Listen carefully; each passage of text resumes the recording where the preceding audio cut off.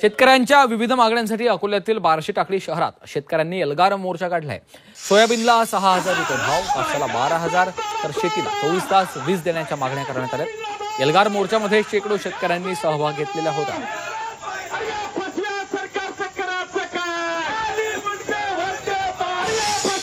6,000 रुपये प्रति quintal नामचा soybean घ्यावं, रानटी प्राण्याचा बंदोबस्त करावा, 24 तास वीज द्यावी, 90% अनुदानावर तारकुंपण द्यावं। कारण मी जिल्हा परिषद सदस्य जिथला आहे तिथं मी ती योजना राबवलेली आहे, ती योजना राबवायला यांना काही हरकत नाही।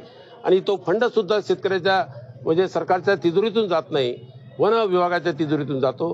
अशा जीवघेण्या संकटात सापडलेल्या शेतकऱ्याला सरकारने तात्काळ मदत करावी, अन्यथा या शेतकऱ्याची शेती भांडवलदार यांच्या घशात घालण्याचं एक कटकारस्थान असू शकते, असं आमची शंका आहे।